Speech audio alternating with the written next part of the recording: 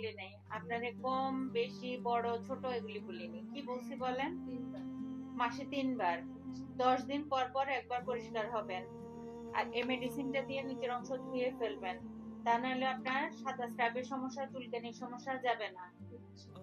পরিষ্কার করে রাখবেন, ঠিক আছে? একদমই পরিষ্কার থাকবে যেন। হ্যাঁ, আর হচ্ছে পানি বেশি করে খাবেন। বাথরুমে এক টুকরা কাপড় দিয়ে নিচের অংশ পানি মুছে ফেলেন, টিস্যু ব্যবহার করেন। টিস্যু কিভাবে ব্যবহার করেন? পানিটা মুছে ফেলেন, পানি ব্যবহার করার পরে পানি মুছে ফেলেন। কিভাবে টিস্যু ব্যবহার করেন?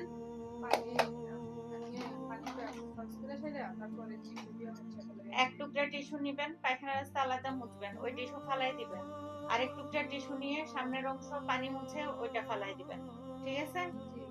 সব সময় শুকনা রাখতে হবে, সব সময় শুকনা রাখতে হবে এবং পরিষ্কার রাখতে হবে, তকতকে ঝকঝকে রাখতে হবে, যাতে রানী চিপায় ঘামের গন্ধ না হয়। এইভাবে চলতে হবে, বুঝছেন?